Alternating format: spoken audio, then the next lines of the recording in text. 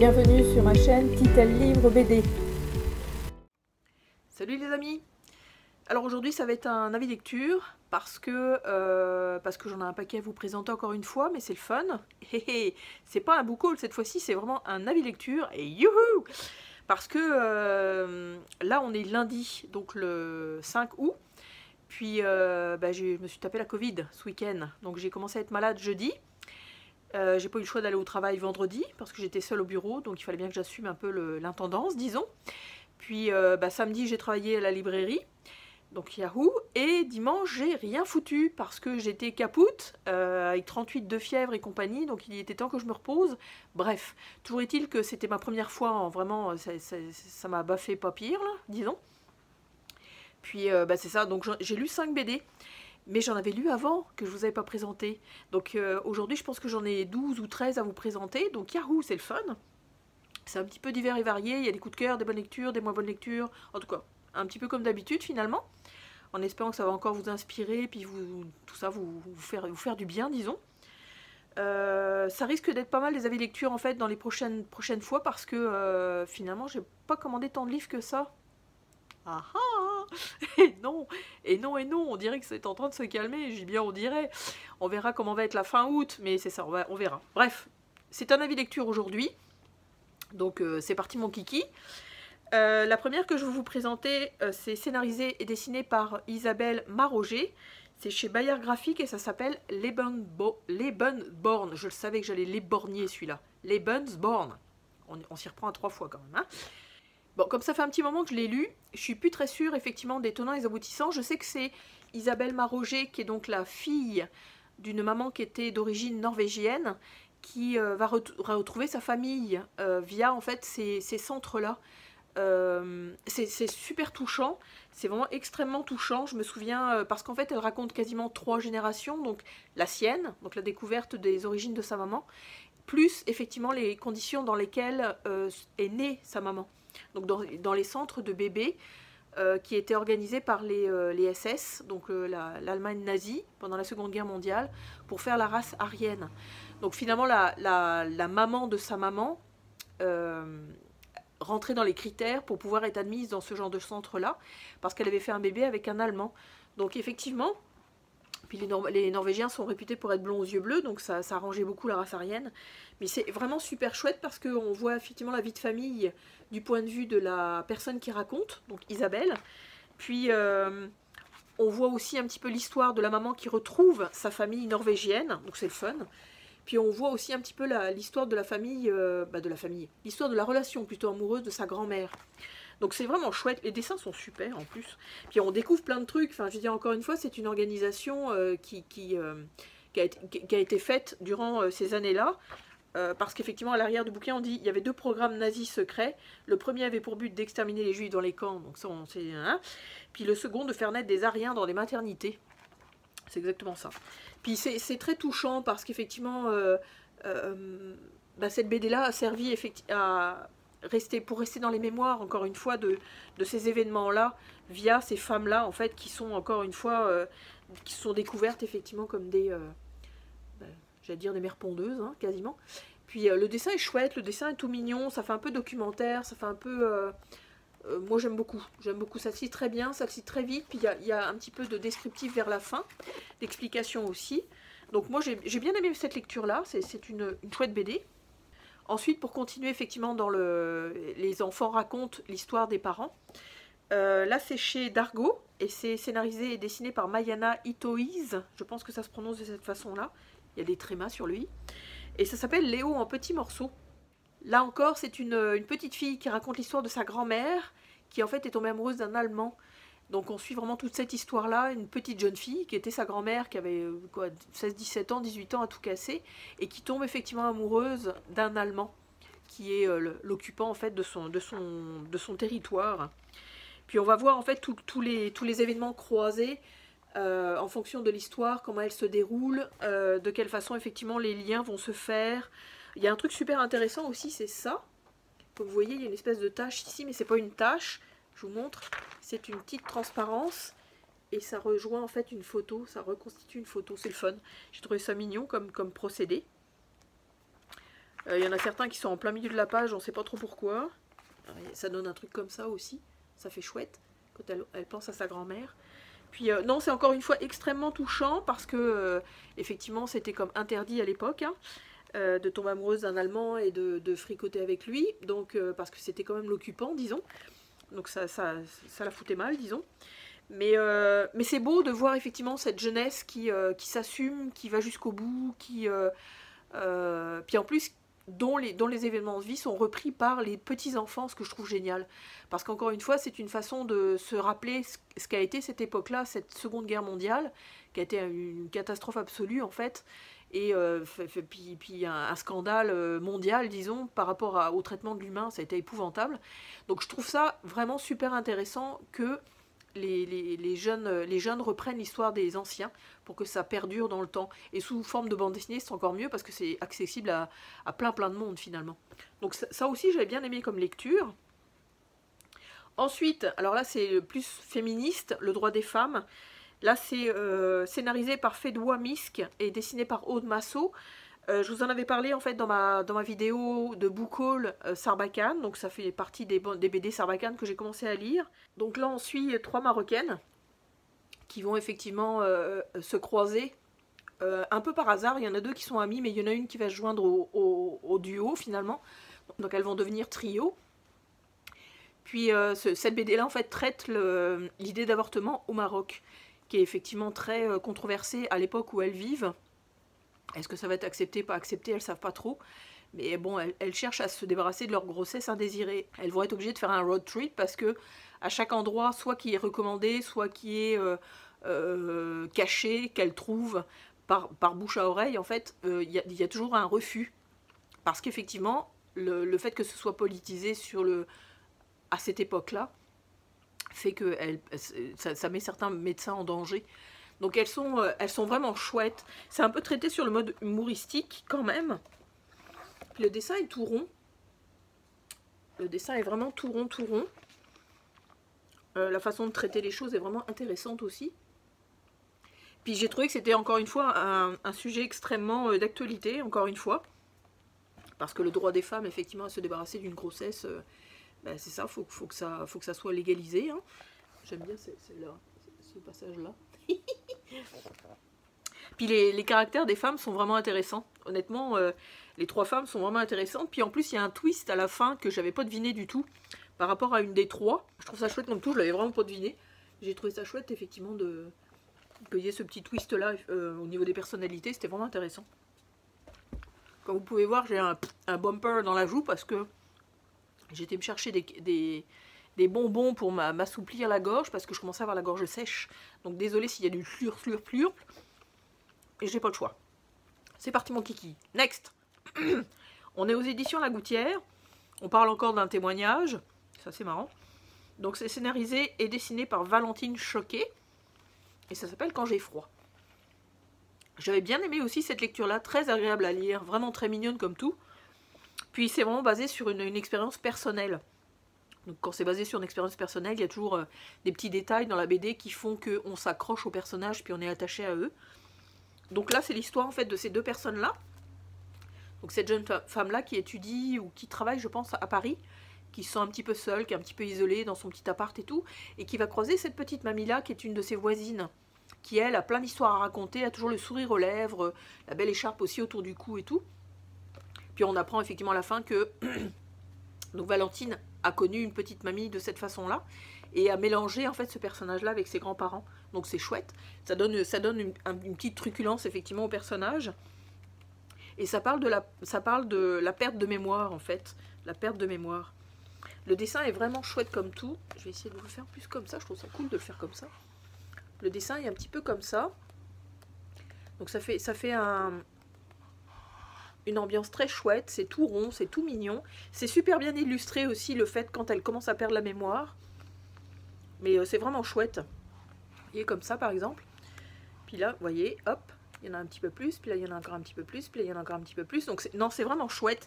C'est une histoire très très mignonne, très très douce, très jolie. Qui traite encore une fois d'un sujet quand même un petit peu grave, disons.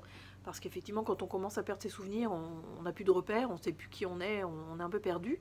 Donc, une petite lecture très chouette aussi, que j'ai beaucoup aimée. Ensuite, on reste encore dans les... excusez-moi, je l'ai bien un petit peu pour... Un peu... voilà. Je trouve même pas mes mots, c'est épouvantable la Covid. Qu'est-ce que ça vous fait pas faire, hein? On se demande. Alors là, on est chez Glénat. C'est... Alors... Scénario Antoine Rocher et dessin et couleurs Lila Cognier. Et là, on parle de Qui laisse passer la lumière. J'ai bien aimé. C'est mignon comme tout. C'est très joliment dessiné, vraiment. C'est très très joliment dessiné. Mais c'est un petit peu, je dirais que c'est un petit peu barré. Enfin, je trouve ça un sujet intéressant, mais un petit peu traité de façon un petit peu onérique, un petit peu étrange, en fait, vraiment. Là, on suit en fait effectivement cette jeune fille-là, qui a un petit peu de harcèlement à l'école, donc pas très bien dans ses godasses, disons. On peut le voir là, non? Pas très bien dans ses chaussures, et qui effectivement voit des morts. Elle voit surtout en fait son grand-père soldat, qui est décédé pendant la guerre, puis elle se laisse beaucoup influencer par lui, comme ceci par exemple. Et c'est tout un univers étrange en fait qui se met en place pour que cette petite jeune fille-là en fait trouve sa place finalement dans son histoire et par rapport effectivement à ses origines. Mais c'est intéressant parce que c'est un sujet qui n'est pas forcément traité habituellement. Donc c'est vraiment, puis c'est une façon de le faire qui est vraiment intéressante, avec cette espèce de soldat qui a une influence soit positive soit négative, on ne sait pas trop vers quoi on s'en va. Puis de comment effectivement cette jeune fille-là va se sortir de son marasme, de sa douleur, de sa souffrance, de tout ça. Non, vraiment, les pages sont magnifiques, le dessin est vraiment joli comme tout. C'était vraiment une petite lecture que j'ai bien appréciée. Je ne suis pas restée collée au plafond, mais j'ai bien aimé quand même. J'ai vraiment bien aimé quand même. Une lecture aussi, encore une fois, d'un sujet extrêmement grave. Je l'ai vu passer pas mal sur les réseaux sociaux, parce qu'effectivement... ça a remporté son petit succès. Le scénario est de Giovanni Di Gregorio, avec l'accent. Hein. L'accent là, du coup, je fais un québécois sur l'italien, c'est n'importe quoi. Et les dessins et les couleurs sont faits par Grégory Panaccione, qu'on connaît pour Océan d'amour et La Petite Lumière. Donc c'est déjà preuve de qualité, disons. Puis qu'est-ce que ça raconte? Donc c'est ça, l'homme en noir. Et c'est donc chez Delcourt Mirage, et ça raconte l'histoire de ce petit garçon qui fait de gros cauchemars assez souffrants en fait par rapport à une espèce d'ombre qui vient toujours le visiter. On soupçonne un peu ce que ça signifie, mais jusqu'à la fin j'ai eu un doute en fait, donc je vous divulguerai rien, je vous dirai pas du tout. C'est toujours de rester effectivement dans le flou, mais le sujet traité est de façon extrêmement sensible, de façon très empathique, très doudou, très beau, vraiment. Ce petit garçon-là, il est vraiment mignon comme tout, comme vous pouvez voir. Il s'amuse comme tout le monde, sauf qu'il fait des cauchemars absolument débilissimes. Et ses parents sont extrêmement aimants. Enfin, on se demande toujours, en fait, pourquoi. Pourquoi. Mais ça va loin, en fait. Sa souffrance va loin dans son onirique. Donc c'est super bien traité, les dessins sont magnifiques, comme je peux vous montrer, c'est extrêmement sombre quand même, parce qu'on visite effectivement les cauchemars de ce petit garçon en direct, avec le dessin, donc c'est assez poignant, on a vraiment envie de l'aider, et puis alors, Panaccione, il a le don, en fait, avec les yeux, là, les yeux des petits garçons effrayés, il est génial pour ça, là. Donc c'est ça. Donc c'est vraiment une lecture proche du coup de cœur, vraiment, pour traiter d'un sujet qui est extrêmement brûlant et extrêmement sensible, mais traité de façon avec énormément de respect et de douceur, et ça sent quasiment le vécu, donc c'est un petit peu inquiétant, mais et vraiment, je vous conseille cette lecture-là, laissez-vous bercer par l'histoire, puis... je vous dirai pas comment ça se termine, de quoi ça parle exactement, parce que c'est quelque chose qu'il faut que vous découvriez par vous-même. Mais vraiment, le dessin est génial, puis le scénario est extrêmement fin, très sensible, vraiment. Donc ça, c'est une lecture que je vous recommande. Alors, mon petit coup de cœur, qui ne s'est pas fait dimanche, mais qui s'est fait, je pense, mi-juillet, je crois. Petit coup de cœur, grand coup de cœur en fait. Je l'ai vu passer aussi beaucoup sur les réseaux sociaux. C'est chez Sarbacane, donc ça fait partie encore une fois des BD que j'ai lus de cette maison d'édition là, après ma présentation. D'ailleurs après mon book haul Sarbacane, c'est une des premières que j'ai lues. Et là c'est scénarisé et dessiné par David de Thuin et on parle de Autreville.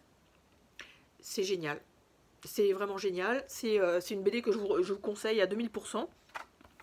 Parce que ça traite de façon... comment je dirais ça? Ça traite d'une histoire extrêmement adulte et extrêmement spéciale, je dirais, avec ce genre de dessin-là. Qui ne gêne absolument pas. Enfin, moi, je sais que, en fait, en lisant les dialogues, ça rééquilibre un petit peu, on dirait, comme le côté enfantin du dessin. Donc ça donne ça. Puis on va suivre effectivement ce personnage-là, qui va partir de sa ville pour aller retrouver des amis d'enfance dans sa ville d'enfance finalement. Puis il y a plein de trucs qui se passent en fait, il y a plein de rencontres, il part avec un ancien pote qui a perdu sa femme, qui faisait aussi partie en fait de ces amis-là, de ce groupe d'amis-là. Puis ils se retrouvent tous ensemble, ils ont tous leur personnalité, il y en a un qui est un peu frappé, il y en a un autre qui est marié avec encore une fois une amie d'enfance. Il y en a un autre effectivement qui vit son deuil. Lui en fait il est un petit peu paumé dans sa vie. Donc il se demande vraiment ce qu'il fout là. Puis, et en fait en filigrane il y a une espèce d'enquête policière étrange avec un serial killer qui se met en place. Donc c'est extrêmement philosophique, c'est super pointu dans la façon de décrire les choses. Les dialogues sont succulents, vraiment. Ça dénonce plein de trucs. Ça rappelle des choses aussi dans nos relations avec les gens. Moi j'ai trouvé ça génial. Il va falloir que je le relise parce que les rencontres entre plusieurs personnages, en fait, c'est extrêmement juste, c'est vrai, c'est authentique. Je veux dire, il n'y a rien de présomptueux là-dedans. Chacun a sa personnalité qui se frotte aux personnalités des autres. C'est vraiment le fun. Puis effectivement, la solution apportée à l'enquête est un petit peu inattendue, je dirais. Moi, je ne m'attendais pas du tout à ça. En plus, c'est comme limite secondaire parce qu'on est plus attaché au personnage qu'à l'enquête. Mais ça donne un petit plus, une espèce de twist un petit peu intéressant en fait à l'histoire, encore une fois. Mais c'est le fun. Vraiment, c'est le fun parce qu'il je vous dis, il y a des personnages qui inventent des choses. Il y a des points de vue qui se choquent par rapport à d'autres points de vue. C'est vraiment des rencontres de gens qui sont effectivement racontés dans cette bande dessinée-là. Donc pour moi, ça a été vraiment un coup de cœur. Vraiment un truc super intéressant à lire, vraiment chouette, de proximité, très humain. Vraiment, vraiment, vraiment une très très bonne lecture. Vraiment chouette. On va sucer un petit peu le bazar là parce que je recommence à sentir ma gorge. Donc voilà, suçons donc. Ok.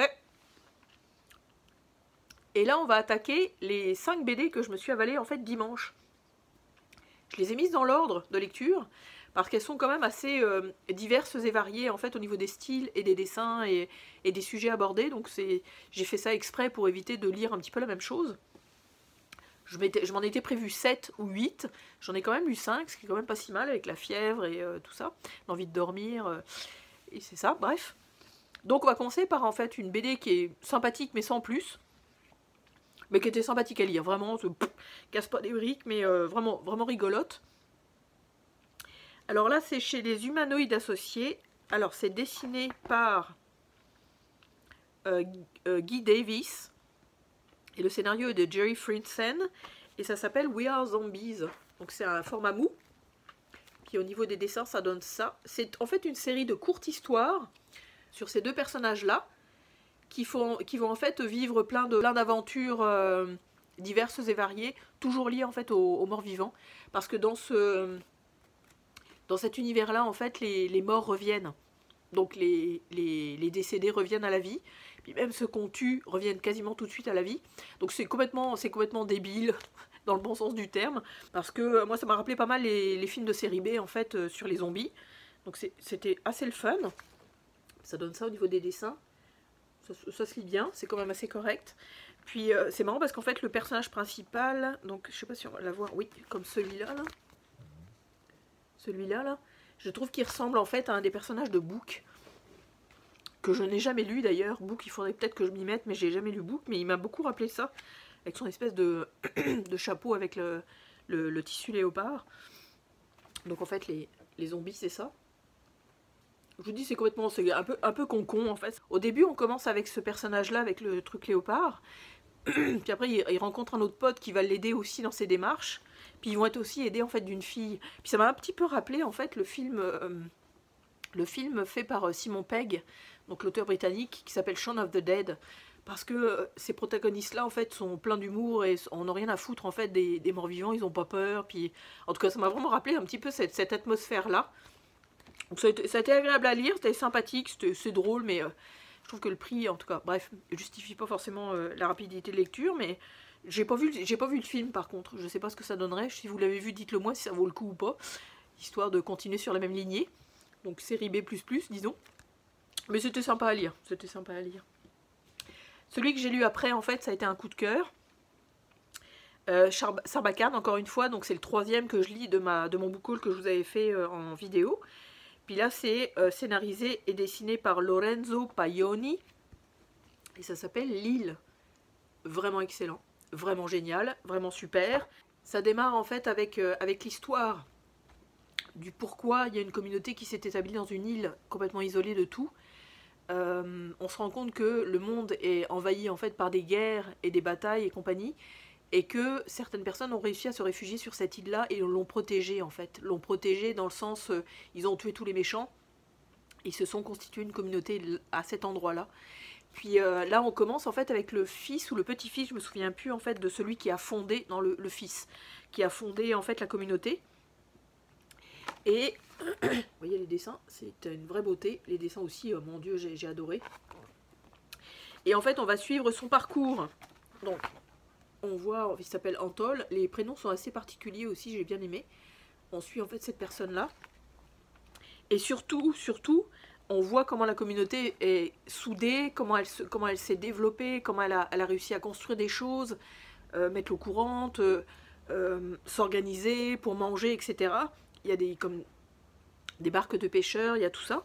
Mais à un moment donné, en fait, il y a un intrus qui va se pointer sur l'île et qui va mettre un grand coup de pied dans la fourmilière, qui va tout envoyer basculer par sa présence et par sa façon d'être et sa façon d'envahir, entre guillemets, par sa seule présence finalement, la communauté.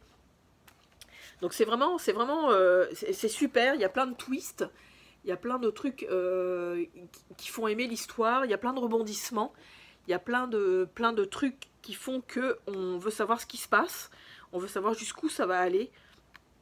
Parce qu'on suit effectivement plus précisément une famille, donc la famille de Antol, qui est donc le fils du fondateur, et il y a plein de choses cachées, il y a des cimetières d'astronefs en fait un petit peu partout. Non, c'est vraiment génial, c'est vraiment dystopique, parce que ça part pas de quelque chose de réel, mais ça pourrait être un avenir qui pourrait être envisagé pour certains effectivement. Puis c'est intéressant que le coup de pied dans la fourmilière parte d'une seule personne par rapport à toute une communauté, parce que je pense qu'ils sont peut-être une centaine ou 200 ou 300, je sais pas combien là, pour pouvoir effectivement avoir des générations qui succèdent sans trop de consanguinité. Puis, mais c'est juste une personne qui entre guillemets fout la merde. Donc c'est vraiment, ça détruit des principes, ça remet en cause plein de choses, l'organisation, la façon d'être, et pour des enfants et pour des adultes. Donc j'ai trouvé ça absolument génial.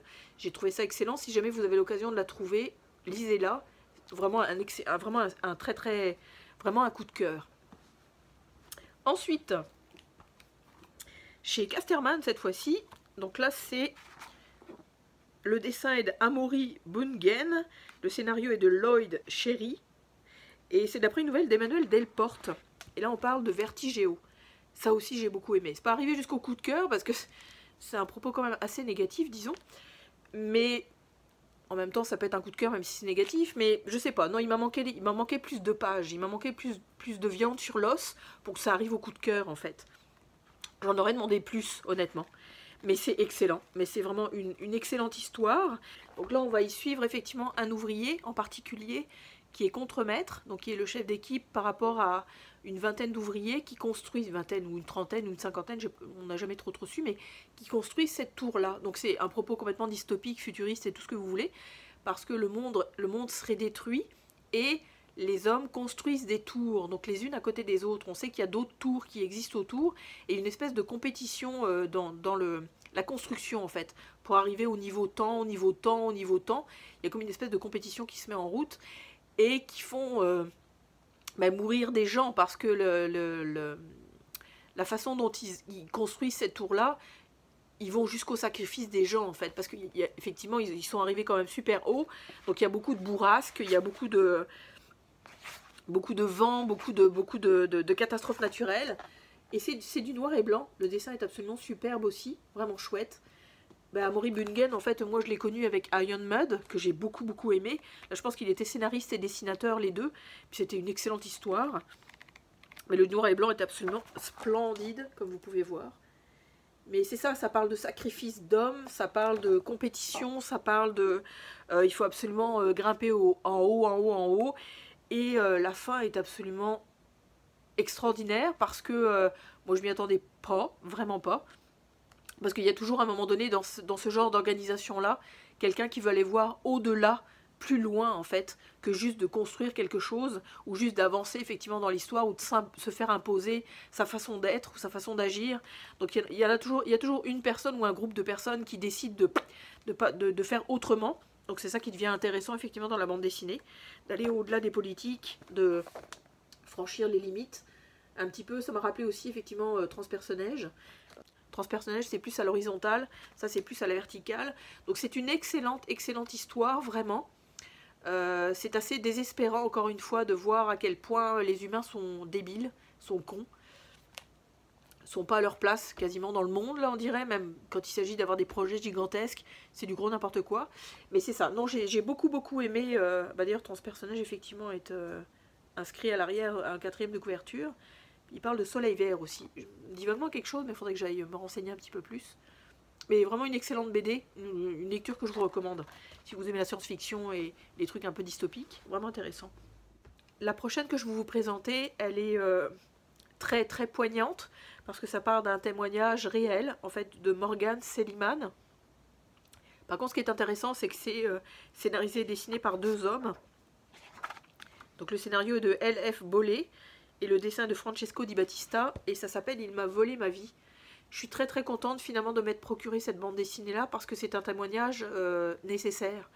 C'est quelque chose qui doit être dit, qui doit être montré, qui doit être dénoncé, parce qu'en fait on suit la vie démontée, détruite, désaxée, déséquilibrée en fait de cette femme là par rapport à son mari, le père de son enfant en plus, qui est un homme extrêmement violent, qui va la harceler pendant des années, qui va faire un peu de prison, qui va sortir pour bonne conduite, alors que c'est un trou de cul fini. C'est extrêmement... c'est super bien documenté, c'est bien traité. Je trouve que le dessin va bien aussi avec l'histoire, atténue un petit peu la brutalité des choses, même si ça reste extrêmement visuel. Ils ont vraiment choisi de montrer de quelle façon ça se passe. Un homme qui harcèle sa propre femme, qui la bat. On voit aussi en fait la justice française par rapport à tout ça. Certains policiers qui réagissent et d'autres qui sont moins réactifs malheureusement. Mais on a vraiment envie de le baffer, on a vraiment envie d'aller la chercher elle pour la sauver. C'est impressionnant, et on voit la puissance de la femme par rapport à tout ça, la résilience qu'elle a par rapport à la situation, et surtout quand elle décide à un moment donné en fait qu'elle peut arriver à se sortir de ce couple là, et qu'elle est obligée effectivement de faire marcher tout ce qui est justice, tout ce qui est plainte. À un moment donné on lit dans la BD qu'elle en a fait comme proche de 14 pour que ça bouge quoi, enfin pour que ça réagisse. Ce que j'ai fait en fait, c'est que j'ai été voilà ce que ça donne.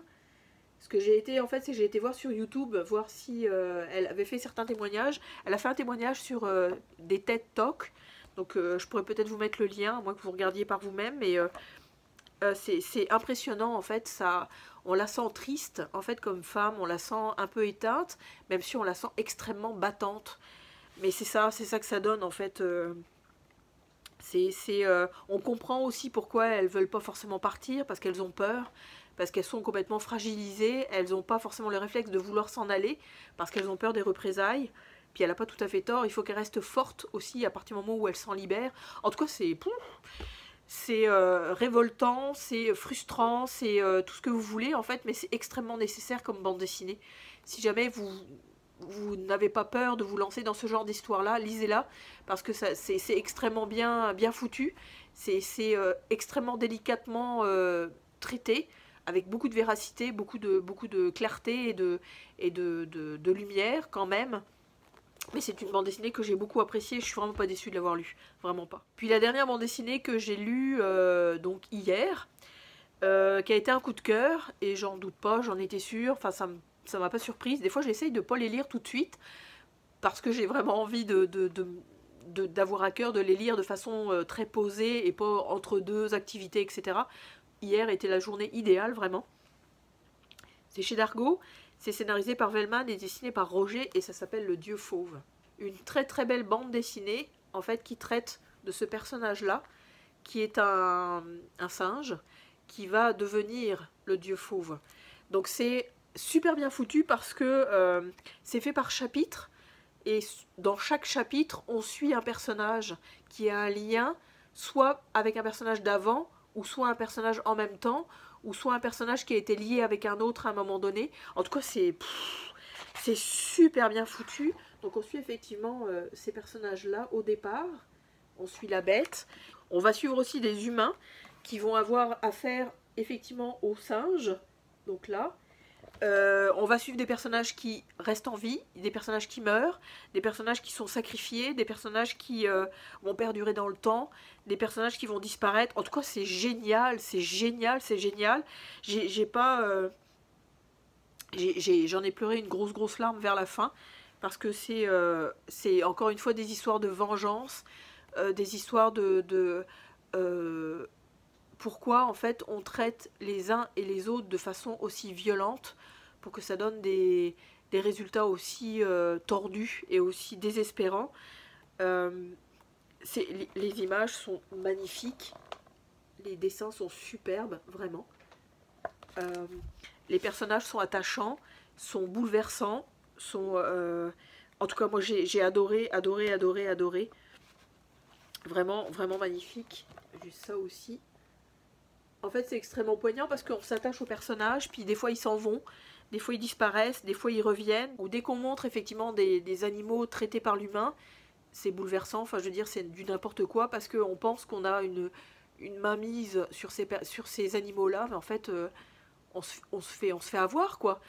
Puis, c'est encore une fois sur la maltraitance par rapport à d'autres personnes, voire d'autres animaux, ce que ça peut donner comme résultat. En tout cas, moi, je me suis sentie embarquée là-dedans. J'ai souffert pour les uns et pour les autres, d'où ma larme de fin, quoi. Enfin, ma larme à la fin, effectivement. C'est vraiment un scénario béton. C'est un dessin extrêmement sombre, parfois, ou extrêmement lumineux. Les personnages sont extrêmement reconnaissables. On les suit avec beaucoup d'empathie et de désir qu'ils s'en sortent encore une fois. Donc c'est une bande dessinée que je vous recommande à 2000%, vraiment. Vraiment. Donc voilà pour ce book haul un petit peu excessif, mais dans une belle excessivité je dirais, parce qu'effectivement des coups de cœur on en veut. Puis pour les lectures que j'ai faites ces derniers temps, c'est un petit peu ça qui est arrivé. Donc c'est des lectures proches du coup de cœur ou vraiment des gros coups de cœur extrêmement touchants et extrêmement qui vont rester en mémoire finalement, même si j'ai une mémoire de poisson rouge, hein. Mais ça, les coups de cœur on les garde.